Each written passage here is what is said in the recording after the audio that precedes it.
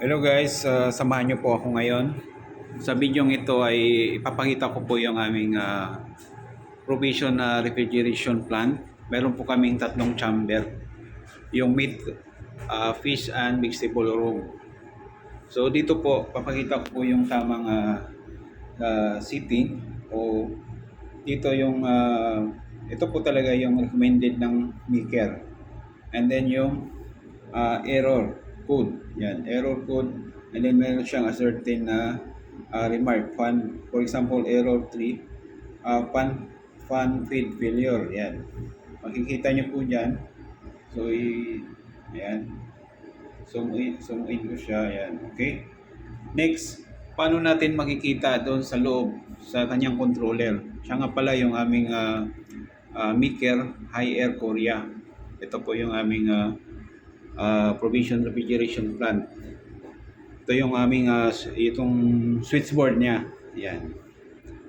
So, bago po tayo makapasok sa kanyang setup, i-stop po muna natin yung ating fan. Yan. Pagka nag-stop niya, tsaka mo lang ito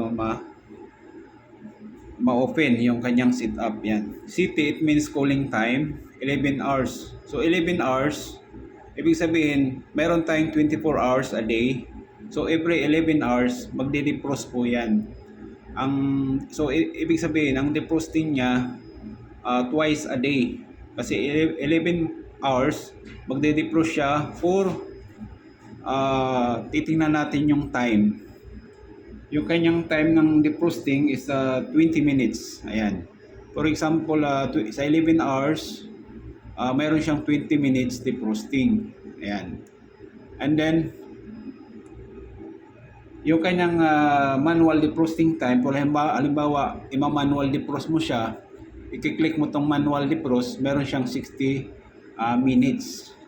Yung kanyang defrosting time kapag ka manual. So, almost 1 hour, yes, 60 minutes. Wala kasi ditong hour. By minutes lang po yung ating setup dito. And then yung high temperature niya sa number 1 is 50 degrees Celsius yan. Yung low naman, yung alarm niya na low is -1. Ito po para sa big stable Yan. Yan po ang importante. Itong room temperature niya, yung sitting room temperature is +4 o degrees Celsius. Ayan. So yan po yung mga importante nating nakikita sa loob. Itong differential pressure. Kung kanina ang ating setting point sa room temperature na magko-close yung ating solenoid valve dito sa 4. And then ang differential niya is 3. So magpa+3 lang tayo. It means 7 degrees Celsius. Tsaka naman mag-open yung solenoid valve para papasok siya sa evaporator and then continuous na naman siyang lalamig up to 4 dito sa ating setting na 4. I-maintain niya kasi itong 4 degrees Celsius sa ating big stable room. Okay? So pagka nakita nyo na yan, na-confirm nyo na walang binago, kasi tama naman dito 11 hours yung kanyang setting, and then dito sa big stable is +4 degrees Celsius, sa fish -18, sa meat -18 degrees Celsius. Titingnan na natin. So mag-exit ka dyan, reset mo lang yan, and then start mo lang yung fan, and then mag-automatic na yan. So dito tayo sa fish. So titingnan naman natin kung ano ba ang kanyang setting. Ayan, 11 hours din yung kanyang setting cooling time. Cooling time niya ito bago mag-defrost. So twice a day rin. And then yung defrosting time niya rin is 20 minutes. And then ang kanyang manual defrosting is 10 minutes. Yung high temperature naman niya is 30 degrees Celsius. Yung low is -1. Yung low. And then yung kanyang room sitting temperature is -18. Ayan. So ang differential niya is 2. Sorry. Ito pala ay -16. Sorry. Kasi pababa, pag bumaba ito ng minus 16, kasi differential niya is 2 eh. So pag ang program nito is bumaba sa negative 16, sorry, I correct, may hindi na siya abot ng minus 20. So dito tayo kasi bababa siya eh. Low temp ito pag stop niya ng minus 18, ang temperature niya, ma-maintain niya lang yan, and then pagka uminit na naman, medyo bumaba na ng minus 2, so magiging minus negative 16, mag-open naman yung kanyang solenoid valve.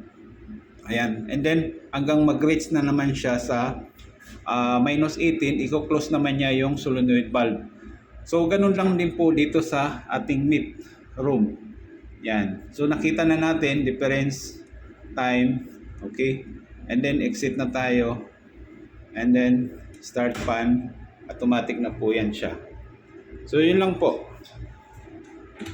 Papakita ko lang yung sa loob para makita nyo rin yung ano bang mayroon sa loob ng switchboard ng ating reefer. So kung makikita ka sa ibang reefer, mayroong analog timer. Ito po wala na. Nandito na po sa lahat sa kanyang controller. Yan. Nandiyan na po lahat yan.